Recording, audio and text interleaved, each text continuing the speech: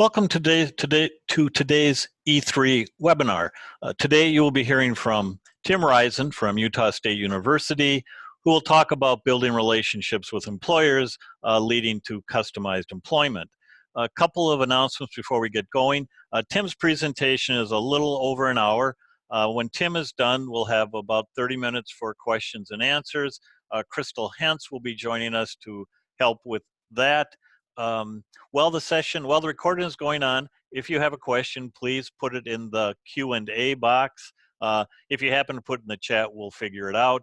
Heidi Decker-Mauer, who you can see on screen, will be running the Q&A session, and Heidi will have more to say about that when we get to that point.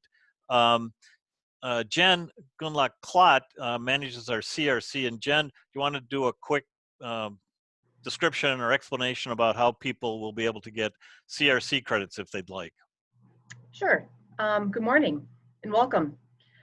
If you're in need of the CRC for today's webcast, the link that I just added to the chat box contains steps to request the CRC. This can also be found on our webcast page within our website at projectd3.com. And you will also receive an email tomorrow that includes these instructions. If you have any questions about CRCs, please direct those to the projecte3tc@gmail.com. Terry? Good, thanks, Jen. Well, with that, we will go ahead and get started. Tim's presentation is a little over an hour, and then we will go right to the Q&A after that.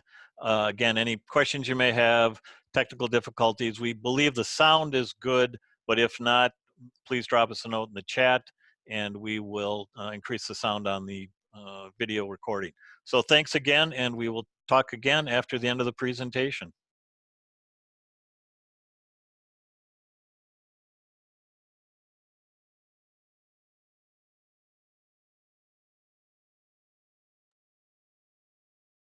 Hi, my name is Tim Risen.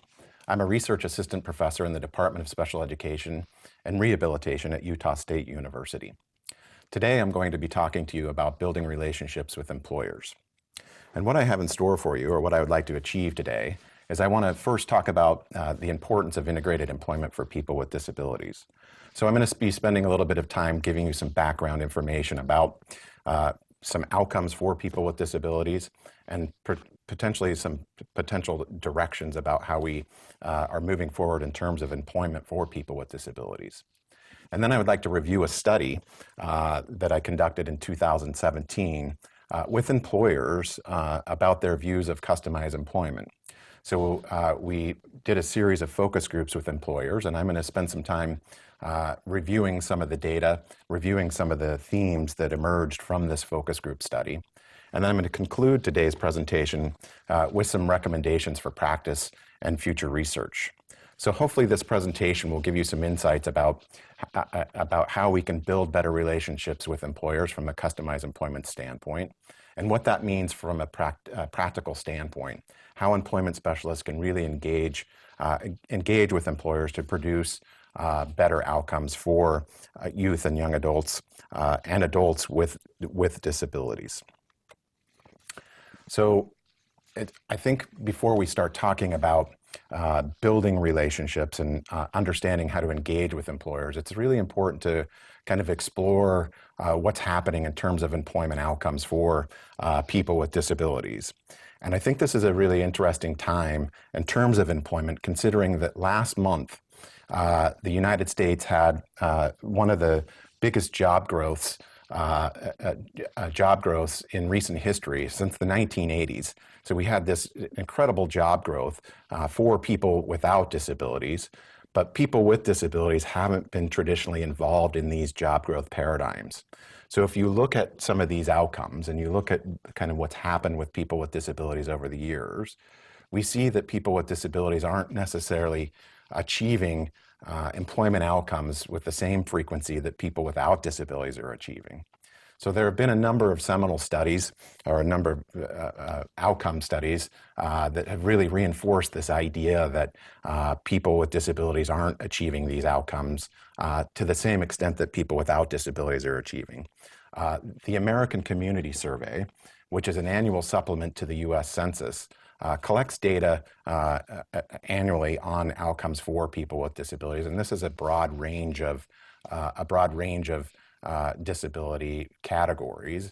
And they found, in the latest iteration of the American Community Survey, they found that roughly 33.7% of individuals with disabilities between the ages of 16 and 64 are employed. So these data really suggest that that people with disabilities just aren't accessing employment to the same extent that people without disabilities are accessing. If you start looking at specific disabilities, such as intellectual developmental disabilities, or when we start looking at what's happening in terms of employment outcomes for people with more significant support needs, the numbers drop quite precipitously. The state data report on employment services and outcomes for people with intellectual developmental disabilities suggests that only 18.6% of people with intellectual developmental disabilities are employed in integrated environments. Another study, the National Core Indicator Project, suggests that only 14.8% of individuals with intellectual disabilities who are receiving DD services or developmental disability services are employed in integrated settings. So this leaves a large number of individuals with intellectual developmental disabilities not engaging in meaningful employment. So oftentimes these individuals are served in more congregate type settings, such as work and non-work facility-based settings, where they're not really working on employment skills and they're not really participating in community employment. So these numbers, in light of what we know about the economic growth in this country, are quite alarming, in that people with disabilities seem to be left out of the game in many circles when it comes to employment outcomes. So when we start thinking about why this happens, or why people with disabilities do not participate in employment with the same frequency that people without disabilities participate in employment, both researchers and advocates have really, highlighted a number of contributing factors, right? So we've looked at these variables that really examine why people with disabilities don't participate in employment with the same frequency that people without disabilities participate in employment. And we're talking about people with the more significant disabilities. One of these factors is the lack of applied inclusive work experiences for people with disabilities. So oftentimes the way we've structured programs and services for people with intellectual and developmental disabilities, or people with more significant support needs, is that we set up contrived work experiences for these individuals. And so they don't necessarily develop the same work identity that perhaps a person without a disability would develop over the lifespan, because the experiences that they participate in aren't necessarily realistic and aren't necessarily tied to the performance demands of real work. So the lack of applied work experiences certainly contribute to these poor outcomes that we see each year. Another contributing factor is this kind of idea of a readiness paradigm. And this idea is something that we don't set up for people without disabilities. Oftentimes, we have a certain set of standards that we say a person with a disability has to achieve, or a certain set of competencies that a person with a disability has to achieve before he or she can enter into the employment realm. And we don't establish these same criteria for people without disabilities. So we're working on this different kind of mindset with people without disabilities and people with disabilities, that we oftentimes assume that a person with a disabilities has to ensure or has to demonstrate certain competencies before this person or the individual with a disability can engage in meaningful employment. And then finally, we have traditionally low employment expectations for people with disabilities. So oftentimes we don't think about employment as a viable option, and especially the more significant a person's support needs tend to be. The expectations seem to correlate with those with the significance of a person's disability.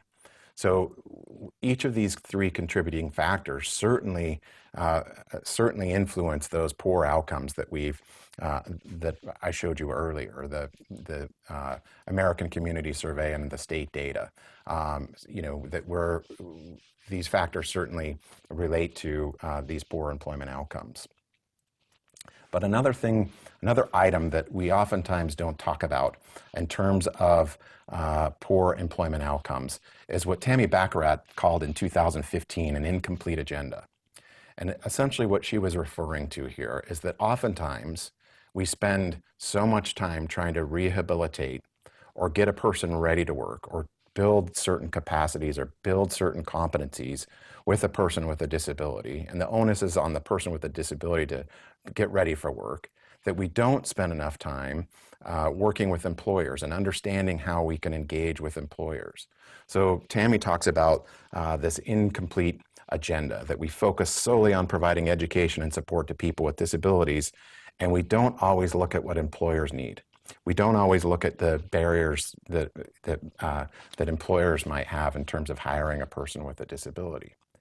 So this leads us to where we're headed in terms of employment, that I think we're at a crossroads in terms of developing supports and services for people with disabilities that really requires us to start thinking about how we can more effectively engage with employers to learn about how we can work with them and learn how perhaps we can rehabilitate the employment environment just as we're trying to provide supports and rehabilitation to people with disabilities. So we need to work together. We don't work in isolation. So we need to work with the person with the disability, and we simultaneously need to work with employers to ensure that we're meeting the needs of both. So from a legislative standpoint, the legislation is clearly responding to these poor outcomes and is clearly responding to these factors that have really prevented good outcomes for people with disabilities. And most recently, the Workforce Innovation and Opportunity Act in 2014 was really kind of a response to these poor employment outcomes.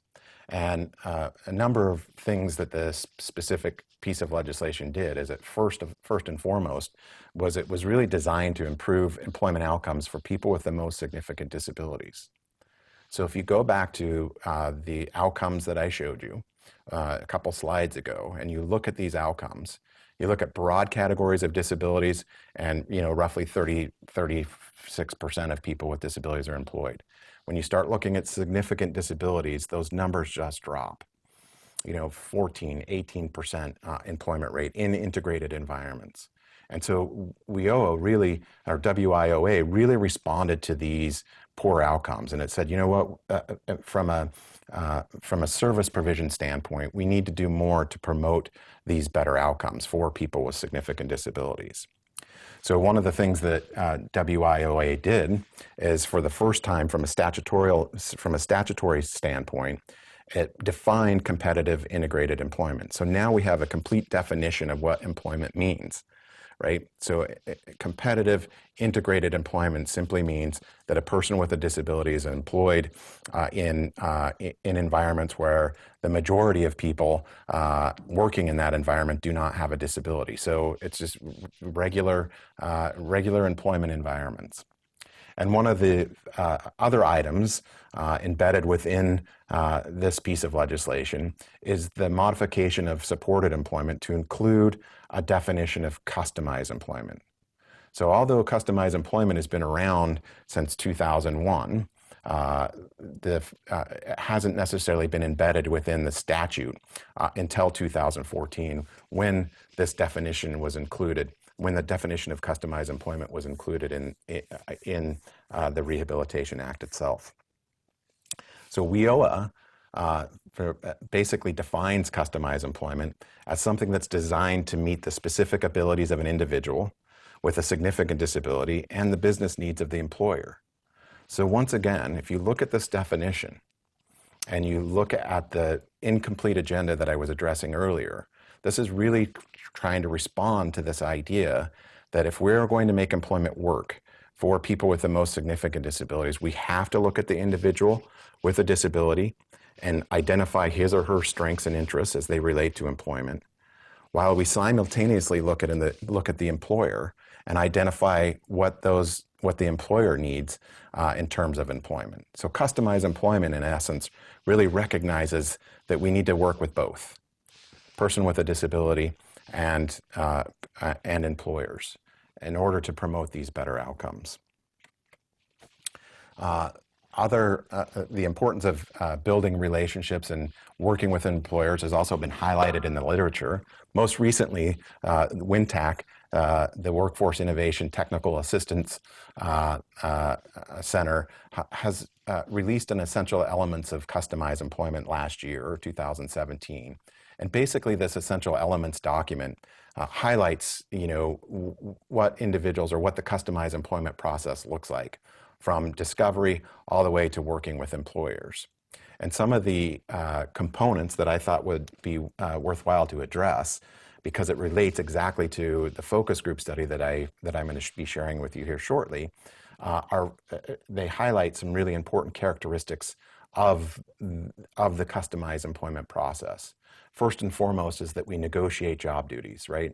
So when we're working within a customized employment kind of context or paradigm, that we are negotiating a specific job duty. So if we're truly customizing a job for a person with a disability, traditionally that job didn't exist before we started talking to an employer. So this was going to certainly require employment specialists to have, a certain set of skills, to really work with the employer and talk about or learn about these unmet needs and then negotiate these job duties. It's individualized, so it's one job for one person. So from a customized employment standpoint, we're not going in and developing or customizing jobs for a number of persons. We're spending time with one individual and one employer, and we're really trying to create a job or customize a job that meets the needs for both individuals, or both the individual with a disability and the employer. That the businesses are in the community, so this is integrated community employment, and that the employment specialists develop strategies for assisting the employers to identify areas in which the employer might benefit. So once again, this goes back to this idea of the incomplete agenda that I was referencing earlier, that we need to spend more time engaging with employers to identify these unmet needs, or to identify ways in which we can meet the needs of the employer, and simultaneously meeting the needs of the person with the disabilities as it relates to their strengths and interests, right? A mutual benefit needs to happen. Customized employment avoids job openings and typical personnel processes when we're approaching employers. So once again, this requires the employment specialist to kind of step outside the box, do things a little bit differently than we have traditionally done when we're looking at traditional supply side jobs. So supply side jobs are those that, the specific positions that an employer may have, where one would fill out an application and then go through the traditional routes to employment. Well, customized employment is the antithesis of that, right? So we are avoiding those job openings, and it's going to require the employment specialists to really learn how to approach employers and engage with employers. And this is one thing that we were trying to flesh out with the focus group information that I will share with you here shortly.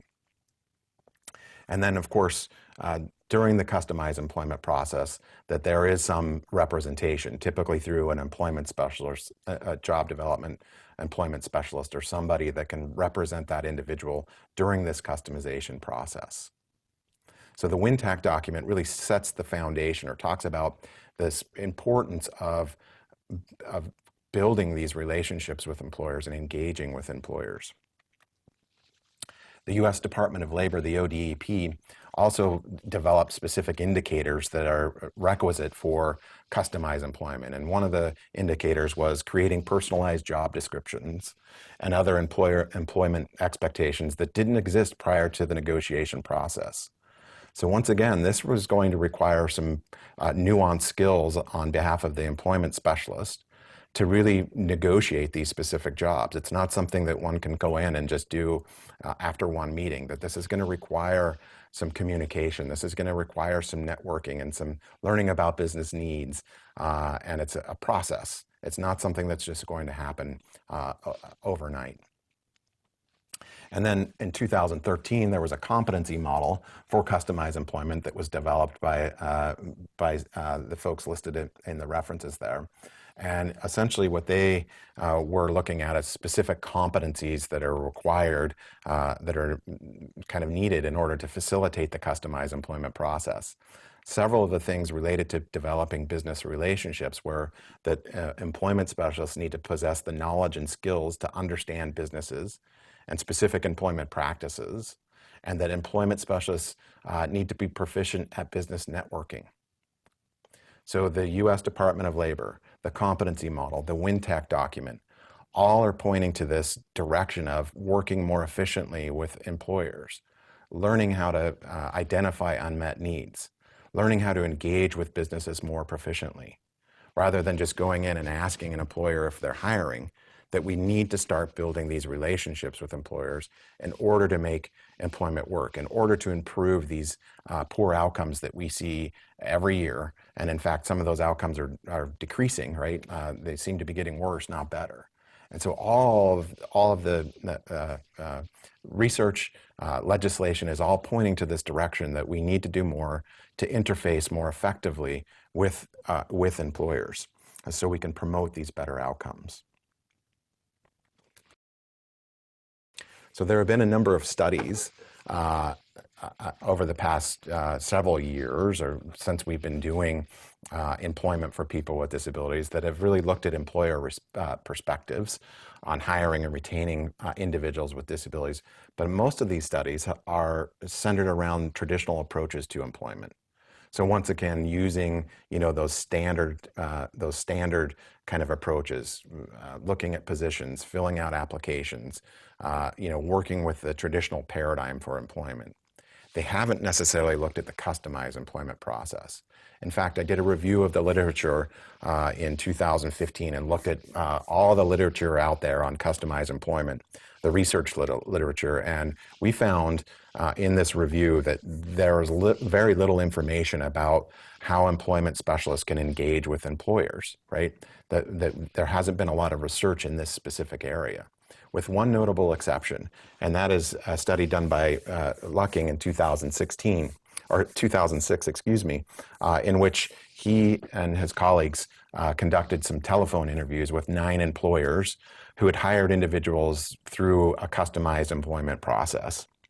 And what the authors found in this specific study is that customized employment does work, right? That employers were generally satisfied with the customized employment process, that it did indeed meet the employer needs, and it helped meet production goals, and it improved customer satisfaction.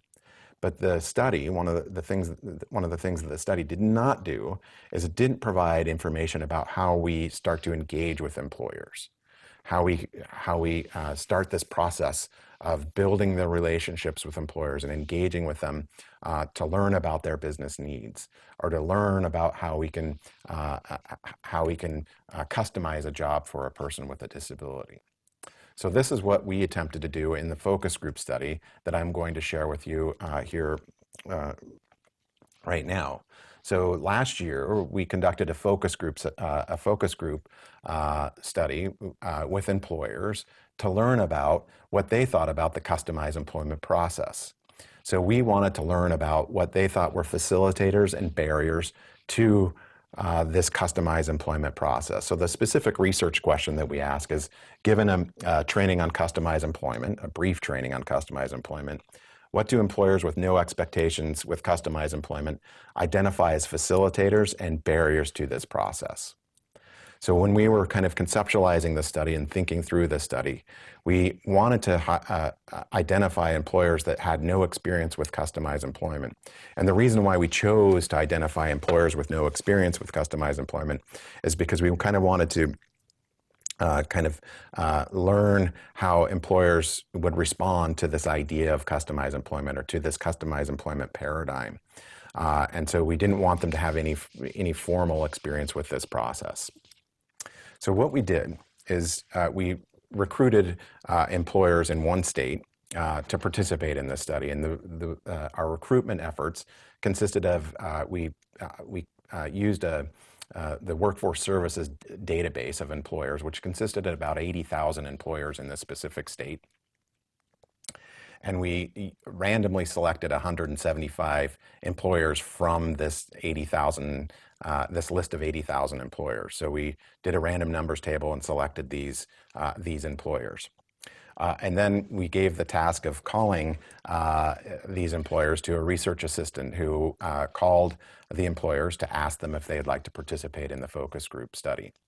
And of those 175 employers, roughly 75 of those telephone numbers were, for various reasons, either disconnected or wrong numbers. So that left about 66 contacts that we were employers that we were able to contact, or the research assistant was able to contact. And of those 66, 14 employers agreed to participate in the study. So we were a little bit worried about the numbers here and a little bit worried about the N. And so we wanted to try to get more employers to participate in this focus group. And we contacted the state's Governor's Committee on Employment of People with Disabilities. And we asked the director to forward a recruitment email to people on employers on their listserv, asking if they would like to participate in the study too. So from the Governor's Committee recruitment efforts, we had about 10 employers who expressed some interest in participating in the study as well. So all in all, we had about 24 employers who said that they would participate in the focus group studies. After everything was said and done, 10 employers actually participated in the focus group. So we had some commitments, but some employers didn't actually attend the focus group. So we had 10 employers that participated in the focus group. So as you can see from the slide, we had some representation from various different types of industries. So we used the standard occupational classification system, the SOC codes, to classify the specific industry that employers were representing in the focus group. And if you can see from the slide that we had some folks from retail, we had some employers that were engaged in transportation, manufacturing, construction, healthcare, technology and information, and so forth. So we had a pretty diverse group of employers that participated in the focus group. 4 of the employers had 1 to 25 employees. So 4 of these employers were small businesses, or what we would consider small businesses. 1 employer had 76 to 100 employees, and the other businesses had over 101 employees, so they were considered large businesses. 4 of the employers had experience hiring people with intellectual and developmental disabilities in the past, but they hired these individuals through traditional methods of employment. They didn't customize a job for these specific individuals. So prior to the focus group, and this is where the training where we implemented some training so employers could have some basic knowledge of customized employment before we started to ask targeted questions about what they thought about customized employment, is we sent the employers who participated or who were going to participate in the online focus groups a short 3-minute and 40-second video that was created by the ODEP on customized employment. So this 3-minute video, 3-minute 40-second video, basically presented 3 vignettes of people with disabilities working in customized employment in some context, and it also provided interviews by national experts in customized employment, talking about the benefits of customized employment, kind of identifying what it is, and providing some contextual information about customized employment. And then the video provided interviews with employers who had hired the 3 individuals highlighted in the vignettes. And basically the employers were talking about the benefits of customized employment, how they utilize the customized employment process, and so on and so forth. So this video basically gave some contextual information about customized employment.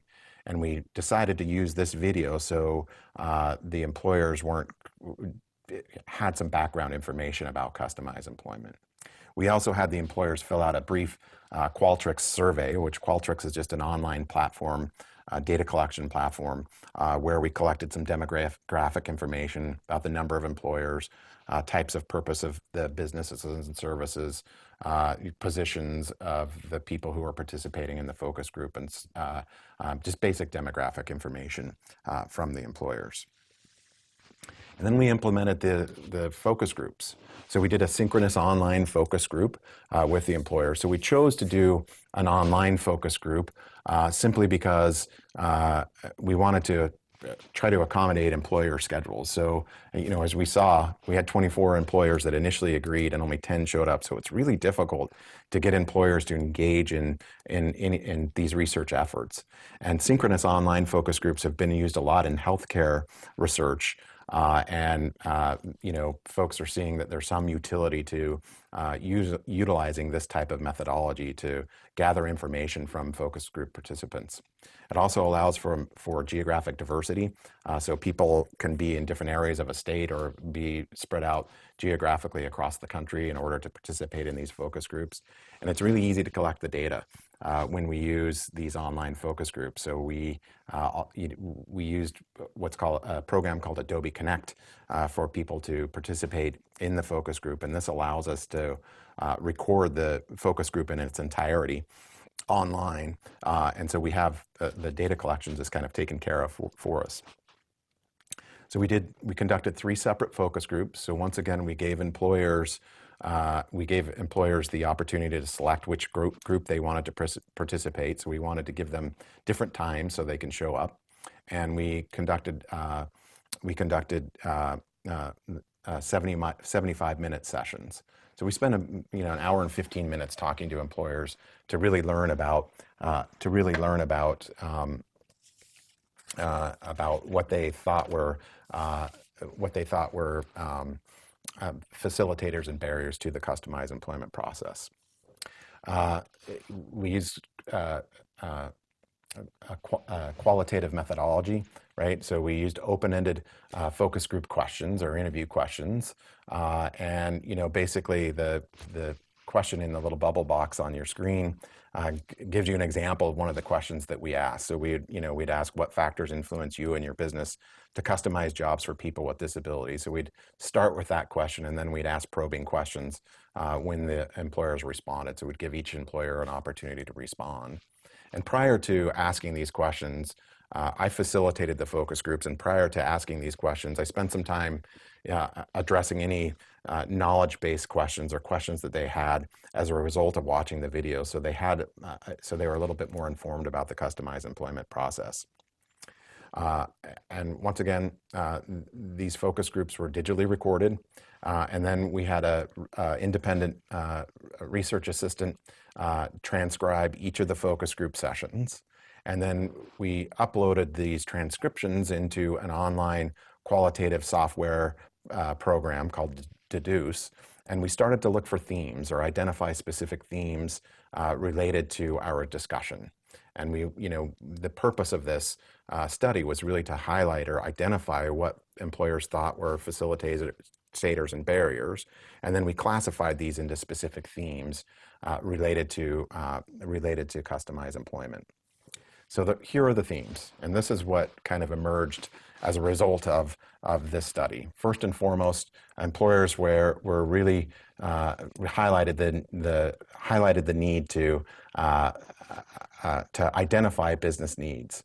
They thought it was really important that we spend a lot more time in businesses, learning about businesses, and talking to employers to learn about their business needs. They talked a lot about the importance of networking.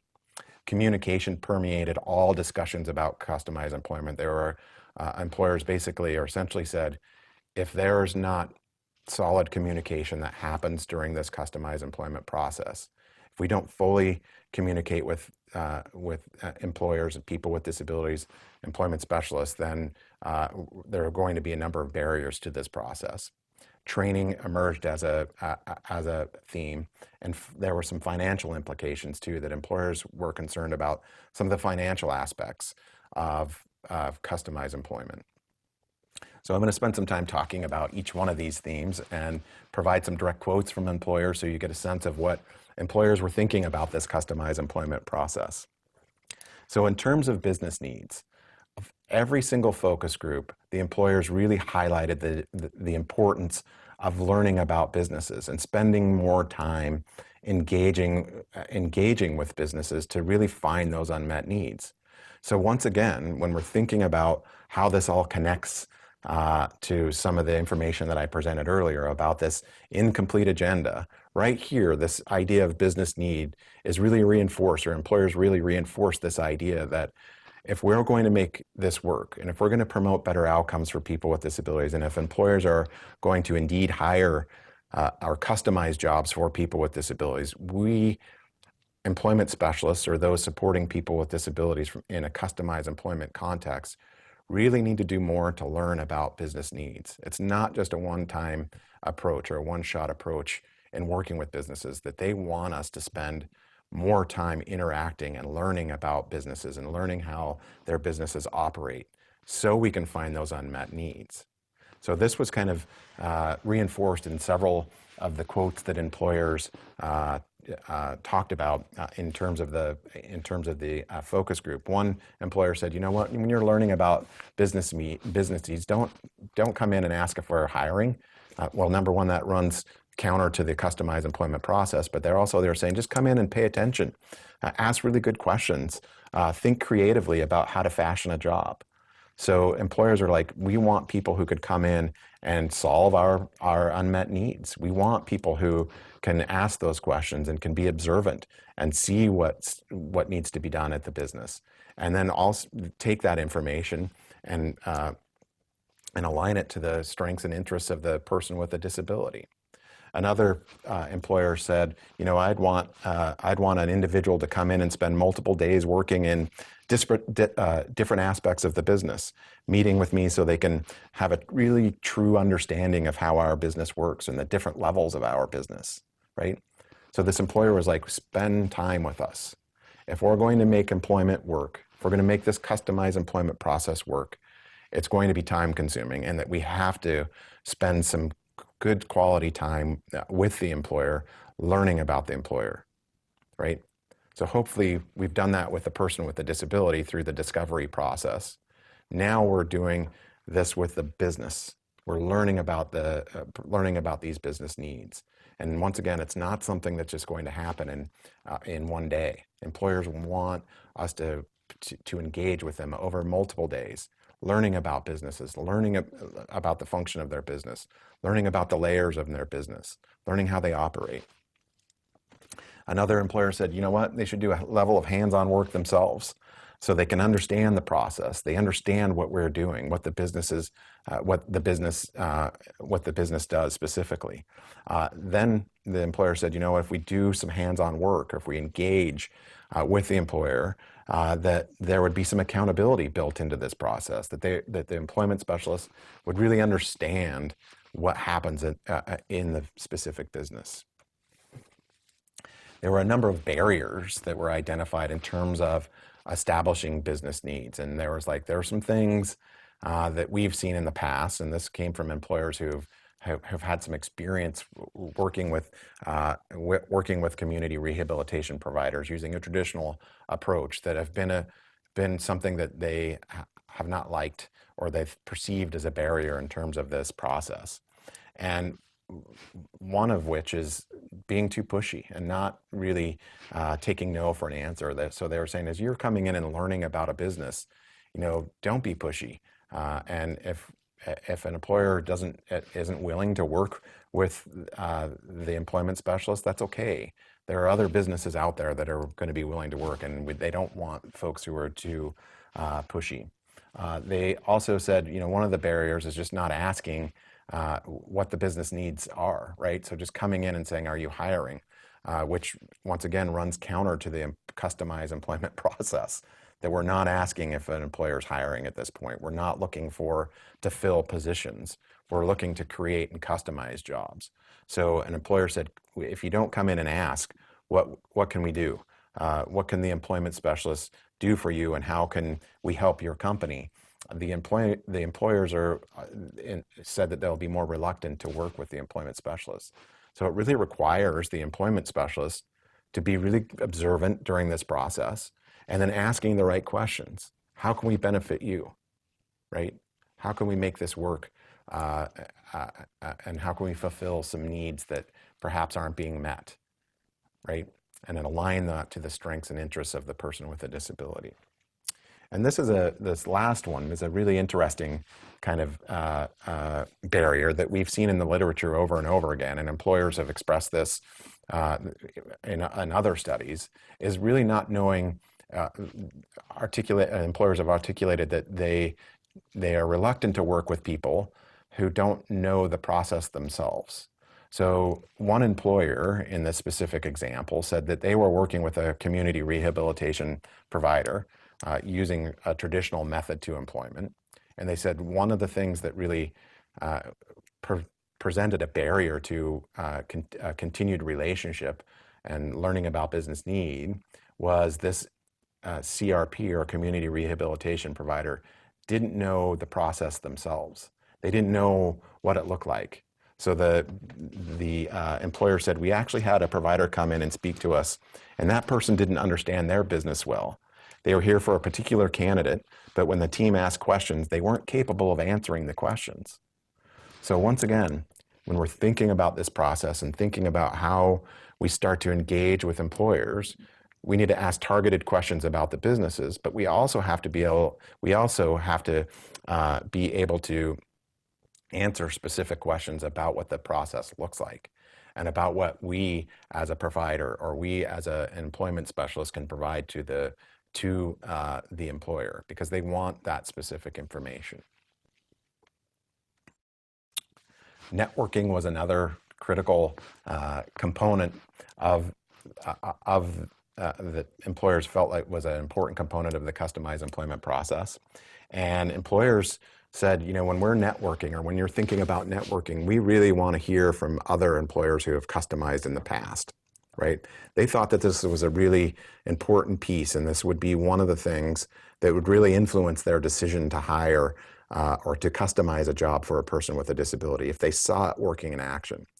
And I think this kind of is a direct result of the employers only seeing a 2-minute video or a 3-minute 40-second video of the customized employment process and not fully understanding how it works and how it fits within their structures.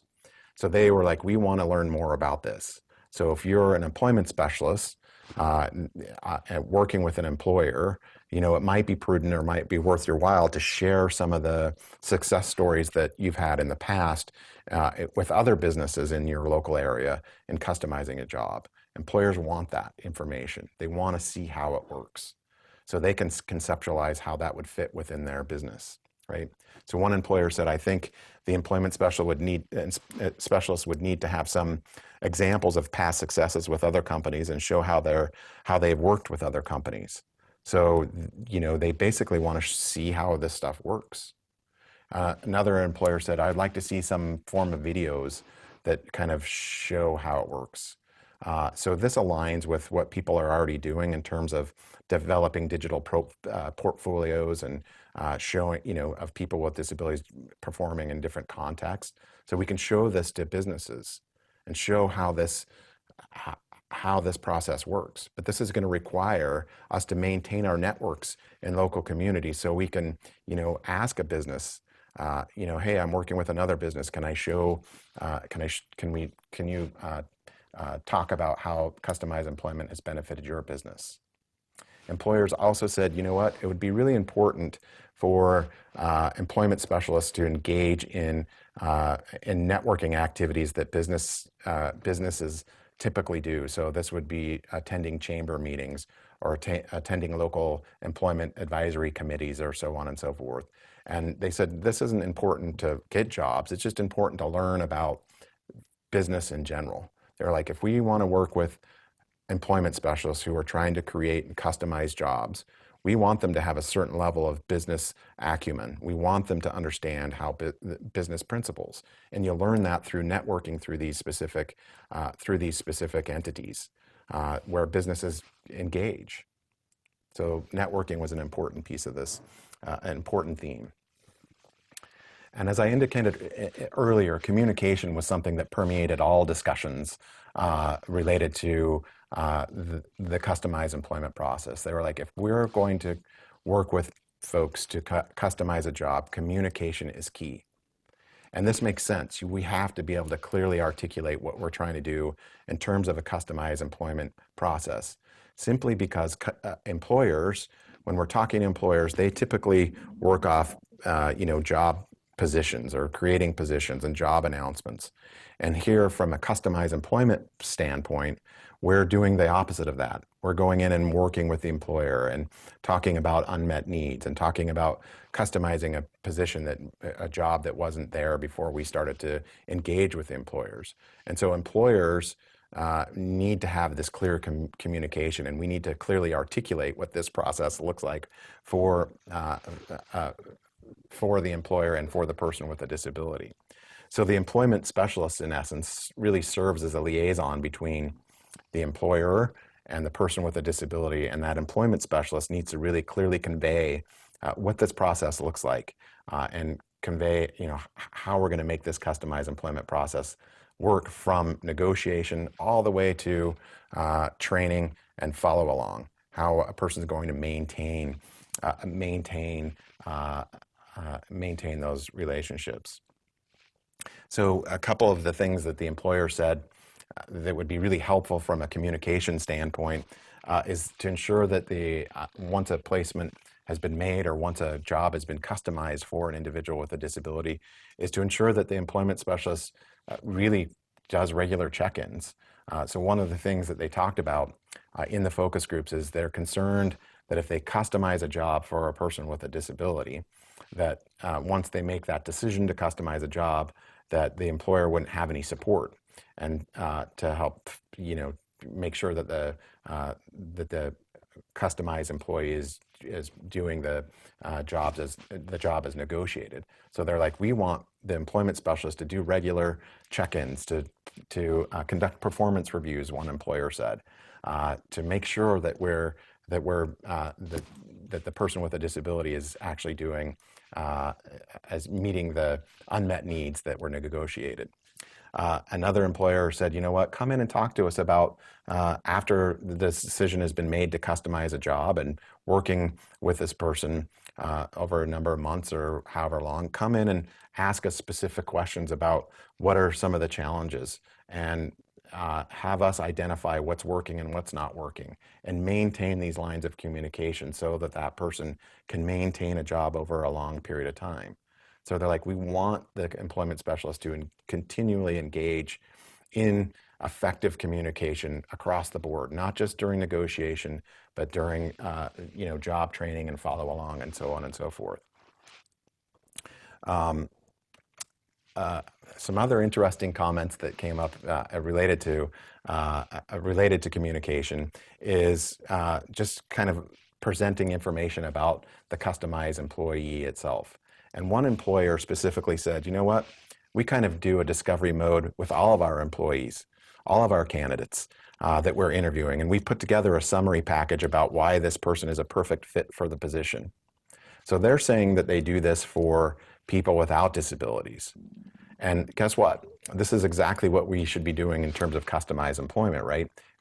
If we've done our discovery well enough, we've highlighted a person's strengths and interests as they relate to employment, and then we need to clearly present that information to the employer and say, this is what the person's strengths and interests are. This is what the person can bring to your business.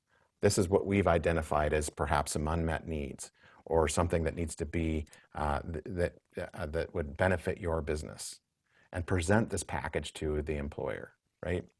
Another employer said, present somebody's strengths and weaknesses, and give us information about what they enjoy, right? So they're like, present a really good positive profile about the person, and also talk about their weaknesses, right? Because everybody, and the employer talked about this, so they said everybody has some weaknesses in terms of employment, disability or not. And the employer said, this is something that we try to do anyways as we get new employees.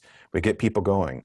we start to realize what employees are good at. Some people are good at some things and others are terrible. So you try to line up people with what their strengths are.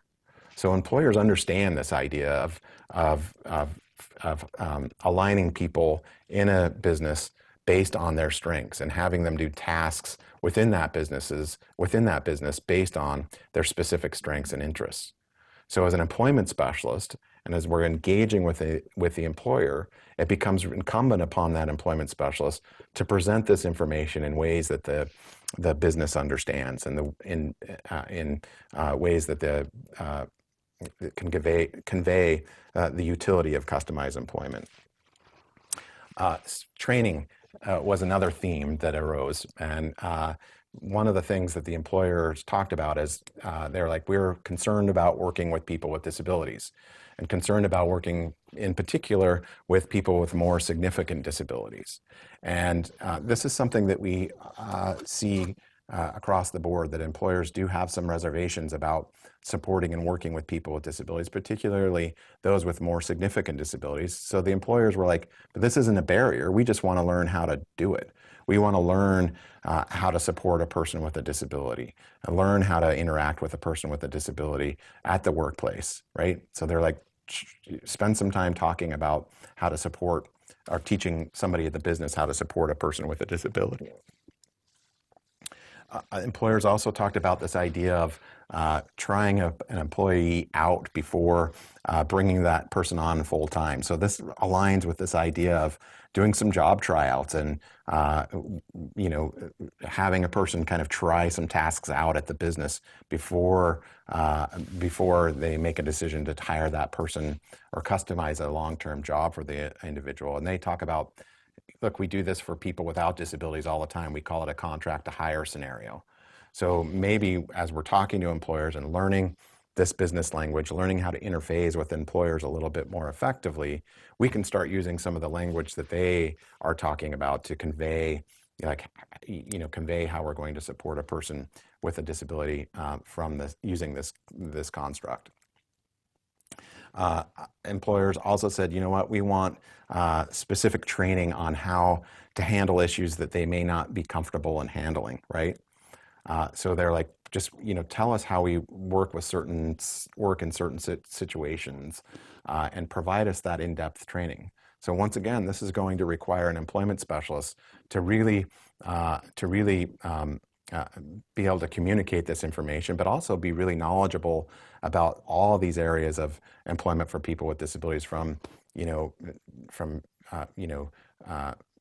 providing specific supports about training, doing systematic instruction, and so on and so forth, and then conveying that information to the employer about, this is how we can support a person with a disability on the job.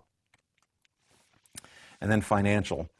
There were some financial concerns that employers kind of addressed in terms of this customized employment process. And I think as we started to review these financial concerns, a lot of these arose because employers didn't fully understand the customized employment process. So employers really seemed to struggle with this, with the concept of customization and what this means for their business. So a couple of these quotes from employers illustrate the struggle that these employers are having. One employer specifically said, we just don't have the funds to do it financially because we don't have the extra padding or luxury for extra labor.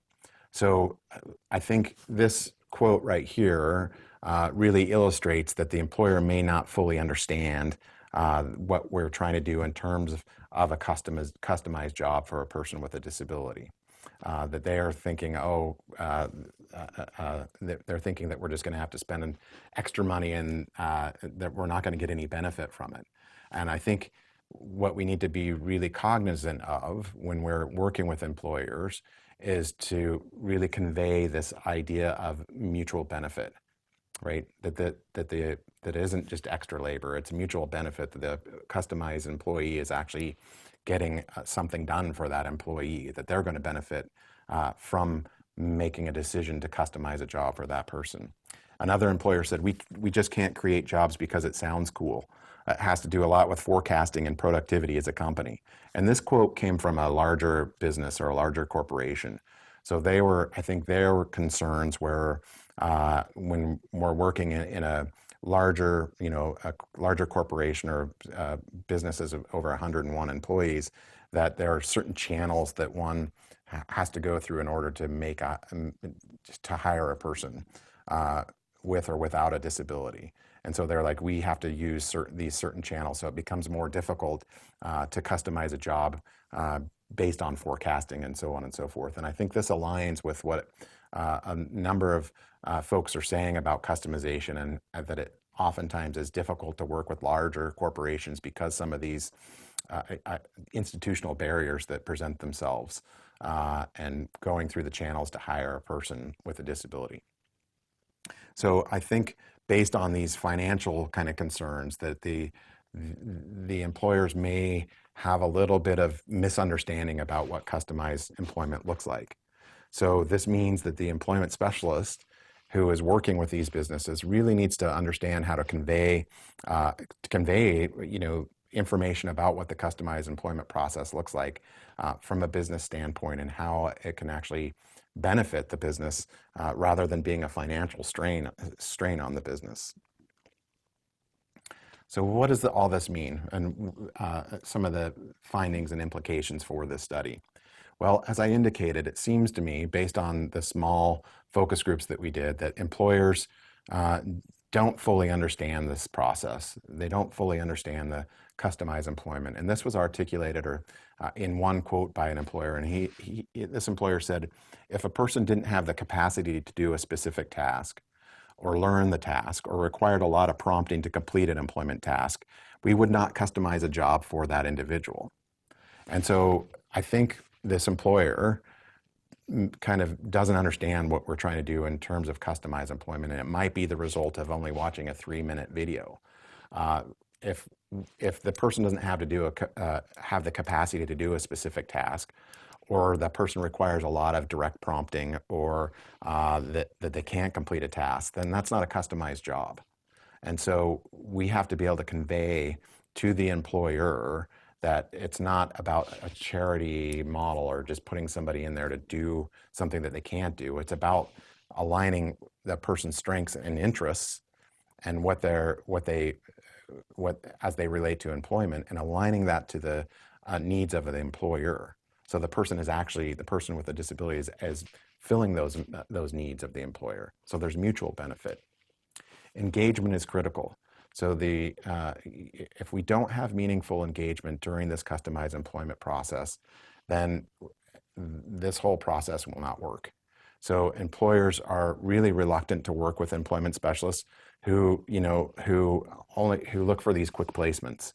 And we've seen this across the board in traditional models of employment, and we're seeing this now with customized employment, that if we don't critically engage and meaningfully engage, employers are just not willing to work with employment specialists. And as I indicated earlier, communication is essential. So this permeates all areas of the customized employment process, that we have to be really good at communicating with employers about what the model looks like, about how the supports are going to be tailored around the employer and the individual with a disability, so the person can perform the tasks as we negotiated those tasks. So specific recommendations, and what we were kind of playing around with, and what we recommend in terms of building these relationships with employers and engaging with employers, is we talked a lot about making value propositions, and businesses do this all the time. So when we talk about value propositions, businesses use value propositions to engage customers to buy their goods and services. I think we need to take the same idea and embed it within a customized employment paradigm, that we need to use these value propositions in order to get employers to tap into our goods and services, strengths and interests of a person with a disability, and how they can meet those unmet needs. So employers have to see value in what we're trying to do. And value means that we've done our discovery well enough, we've matched strengths and interests to unmet needs, and we can clearly convey this to the employer, and clearly convey that we have a person with a disability who has these specific strengths, and they're going to work in your business, and they're going to provide value to the business, right? Provide some they're going to meet some unmet need that that the business that the business needs in order to be more productive, right? So this requires us to really spend a lot of time learning about businesses and learning about the nuances of specific businesses so we can make those job matches. It's also going to require employment specialists to have that business acumen. And I talked about this earlier, that it's really important that employment specialists, from a customized employment standpoint, understand local business, understand how businesses operate, and that we can convey information about customized employment using business terminology. And this is something that businesses articulated in the focus group. They're like, we want people, we want employment specialists who understand business. And in fact, we think it would be better if employment specialists had some specific training related to business so they can talk about the customized employment using some kind of business terminology or terms that perhaps the business understands a little bit more effectively. And then networking. They said, you know, we have to be proficient at networking and learning about local communities and learning about the connections that businesses have in their local communities. And that's really how we're going to start to identify customized employment opportunities. And finally, follow-up. Employers across the board indicated that they would need some pretty consistent follow-up in order to make customized employment work to ensure that that the customized tasks are being completed, to ensure that the employer is satisfied with the performance demands of the customized employee, to examine business operations, to incorporate new tasks. You know, as a person is working, maybe there are some other things that the customized employee can do to, you know, fulfill some unmet needs at the businesses, as long as they align with the strengths and interests of the employee. So these basic recommendations I think can really add value to the customized employment process. There's a couple limitations and suggestions for future research that we discussed in this study. First and foremost, the small number certainly limits the generalizations that could be made from this study. You know, we only had 10 employees or 10 employers who participated in the study. So that really limits what we can generalize about these findings. So we'd want to see maybe a larger sample, larger employer sample down the road, so we can start to really learn about what employers are thinking of the customized employment process. We didn't use a comparison group, which would certainly improve the results of the study if we looked at employers with and without customized employment experience, and we can compare the two. So these were some of the limitations with the study. In terms of future research, and what we're recommending is that future research should investigate the difference between employers with and without customized employment experiences, and really, you know, examine the differences between these two employers.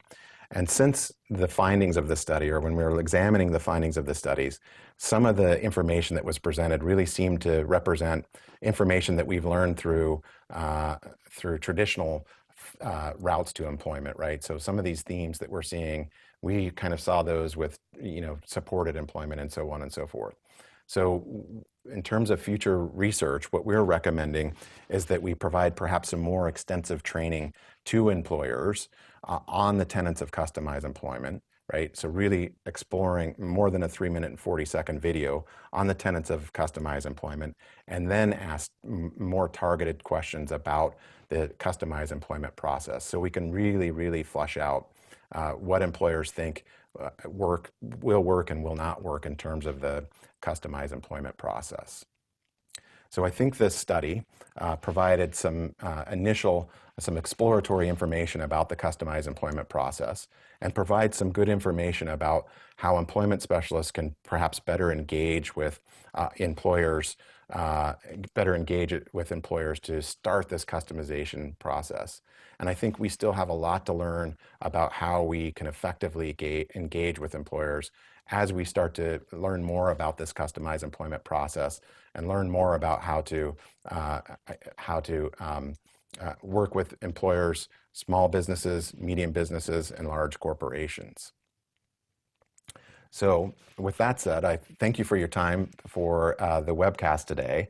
If you have specific questions, you can post them on the comment board related to this webcast, and I will certainly answer any questions that you have related to this study or anything related to the customized employment process. So again, thank you for your time, and I've appreciated presenting to you today. Thanks, Tim. And now I will turn it over to Heidi and Crystal Hentz to answer your questions. So thanks very much.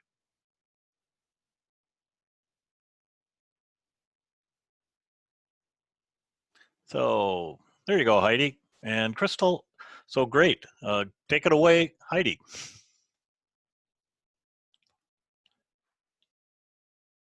Hello, my video is not letting me log on to the video portion of it.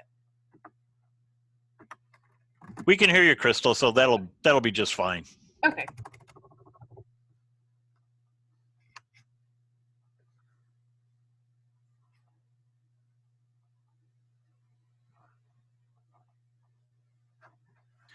Heidi, for some reason, maybe your sound is, I can see that your microphone is working, but I'm not hearing you.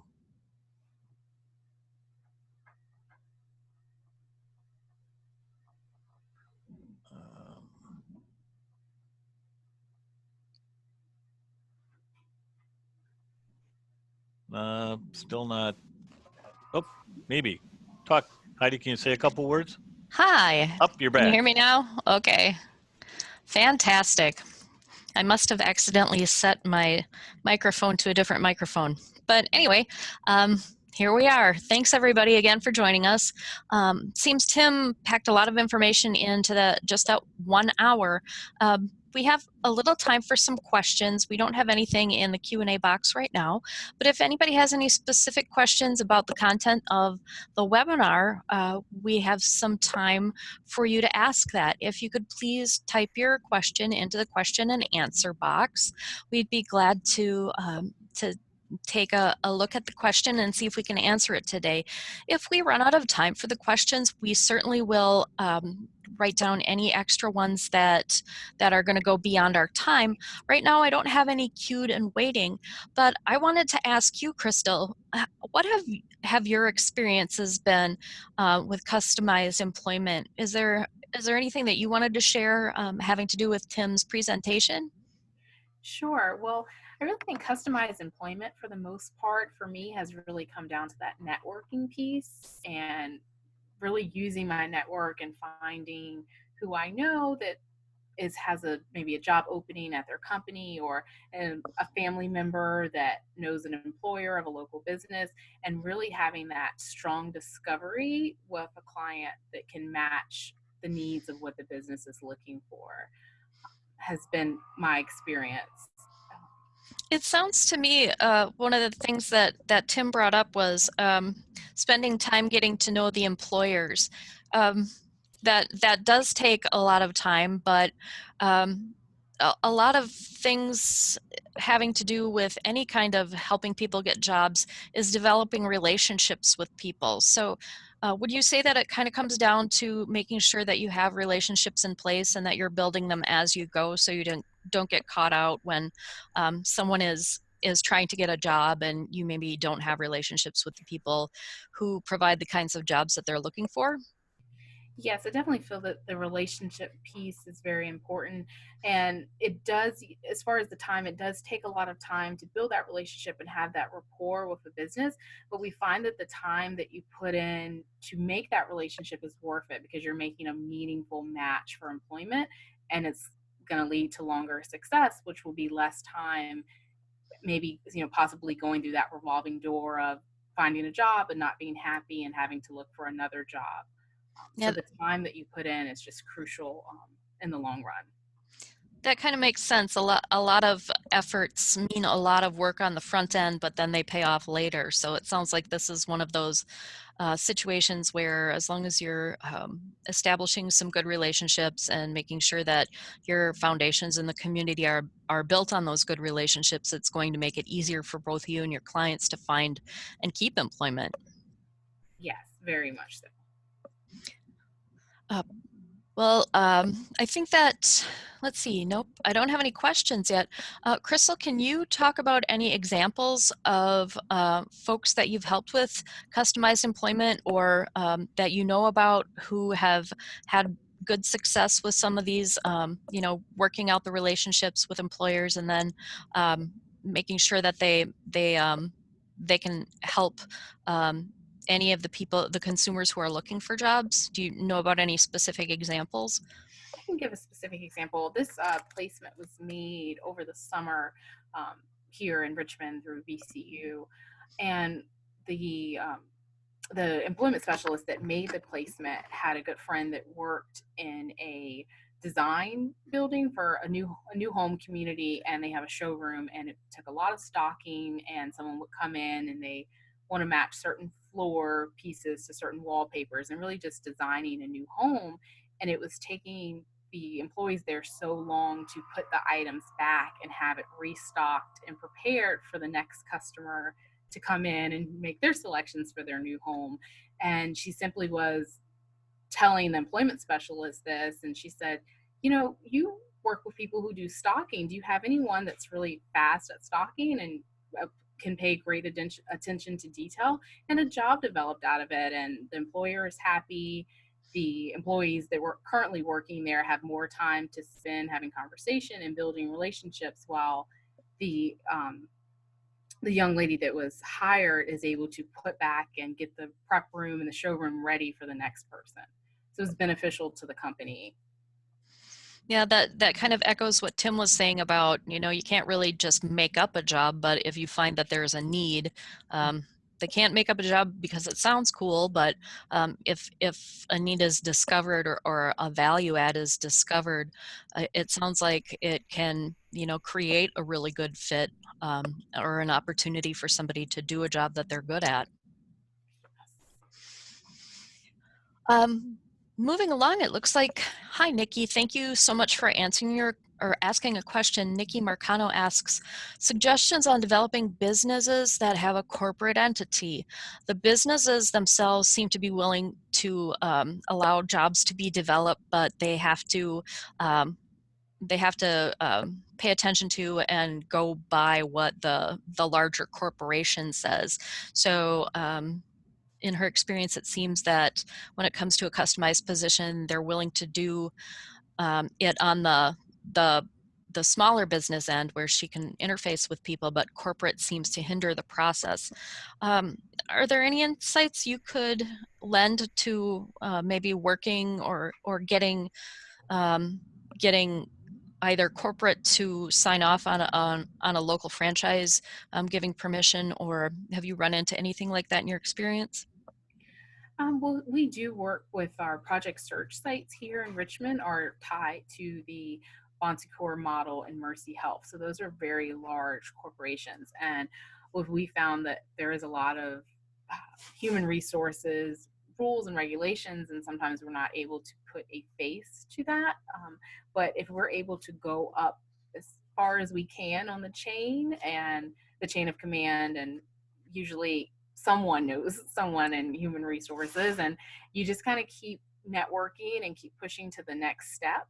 And then also, because we've been able to form relationships with Bon Secours Mercy Health, we can tie that back into meeting with other employers where they were able to meet with their HR and do ABC and write this job description. And it helps other corporations to see that, okay, well, if they managed to do it, then we can speak with our HR and figure it out too. So really that employer example, just finding it sometimes can be hard. If you can find an employer that is willing to talk to their managers and their CEOs and get someone in HR to have a meeting, that's usually a good starting point. And then once you have it, a corporate relationship there, you can use that example to build others in the community.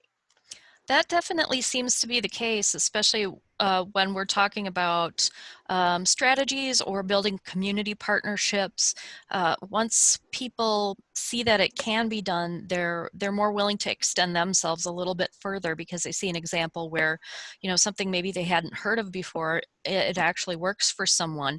I think that all of us, any of us in any field, like to see some of the any new strategies or any new practices kind of demonstrated and shown to be successful rather than kind of being the person who does the experiment. So I'm glad that you had good success with your organizations there in Richmond. It's got to be difficult to kind of keep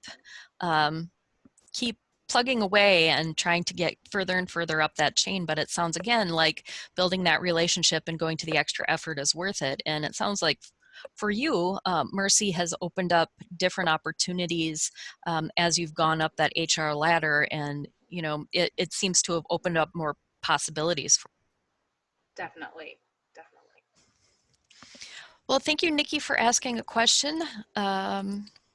Let's see, I don't have another question waiting right now. Typically, we talk a little bit with our expert about their experiences with some of the things that happened or were discussed in the webinar, and we also like to answer your questions. But if there aren't any more questions, then we can go ahead and wrap up the session. But I want to keep it open. Does anyone else have any questions before we go?